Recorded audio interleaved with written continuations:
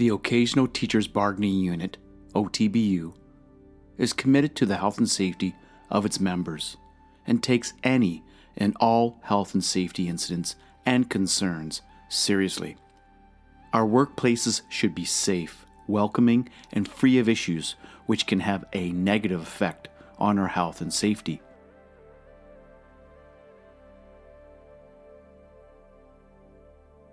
What is de-escalation? De-escalation is one technique that can be used when confronted with violent or aggressive behavior.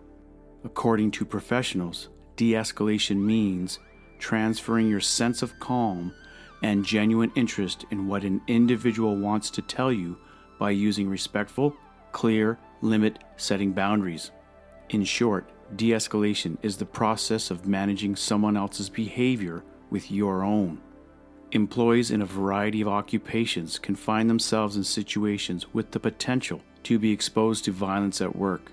De-escalation tactics can be used in our daily work to diffuse volatile situations so they don't reach the point of violence.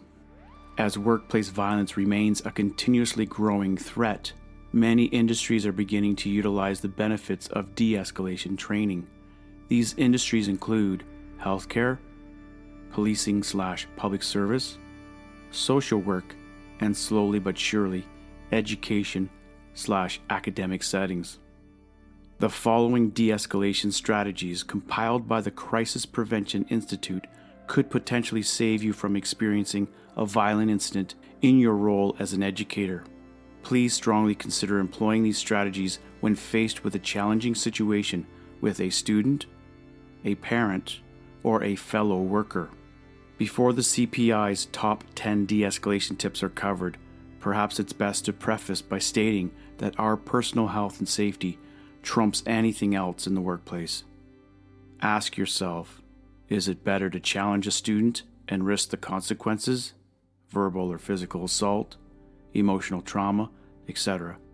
Or is it best to walk away unharmed knowing that you diffused a potentially volatile situation? As the old adage goes, pick your battles.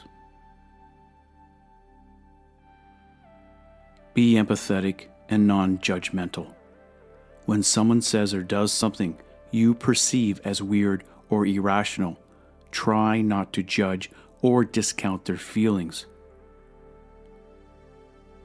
Whether or not you think those feelings are justified, they're real to the other person. Pay attention to them. Keep in mind that whatever the person is going through, it may be the most important thing in their life at the moment. Respect personal space. If possible, stand 1.5 to 3 feet away from a person who's escalating. Allowing personal space tends to decrease a person's anxiety and can help you prevent acting out behavior. If you must enter someone's personal space to provide care, explain your actions so the person feels less confused and frightened. Use non-threatening nonverbals. The more a person loses control, the less they hear your words, and the more they react to your nonverbal communication. Be mindful of your gestures, facial expressions, movements, and tone of voice. Keeping your tone and body language neutral will go a long way toward diffusing a situation. Avoid overreacting. Remain calm, rational, and professional.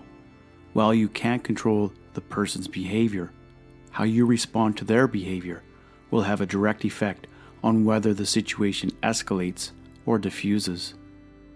Positive thoughts like, "I can handle this," and "I know what to do," will help you maintain your own rationality and calm the person down.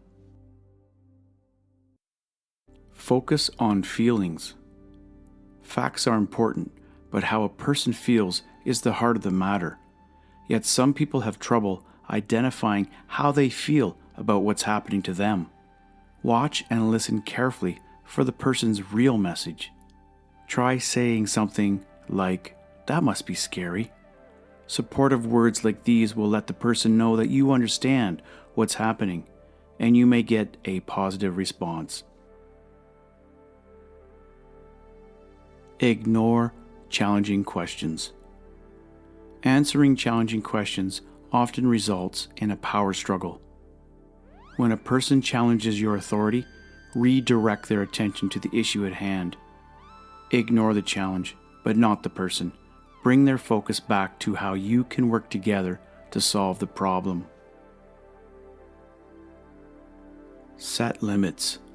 If a person's behavior is belligerent, defensive, or disruptive, give them clear, simple, and enforceable limits. Offer concise and respectful choices and consequences. A person who's upset may not be able to focus on everything you say. Be clear, speak simply, and offer the positive choice first. Choose wisely what you insist upon. It's important to be thoughtful in deciding which rules are negotiable and which are not. For example, if a person doesn't want to shower in the morning, can you allow them to choose the time of day that feels best for them? If you can offer a person options and flexibility, you may be able to avoid unnecessary altercations. Allow silence for reflection. We've all experienced awkward silences. While it may seem counterintuitive to let moments of silence occur, sometimes it's the best choice. It can give a person a chance to reflect on what's happening and how he or she needs to proceed. Believe it or not, silence can be a powerful communication tool. Allow time for decisions. When a person is upset, they may not be able to think clearly. Give them a few moments to think through what you've said. A person's stress rises when they feel rushed. Allowing time brings calm. The OTBU encourages all of its members to employ de-escalation strategies during your working days. If you have any questions or concerns regarding health and safety in your workplace, please do not hesitate to reach out to your OTBU Health and Safety Officer.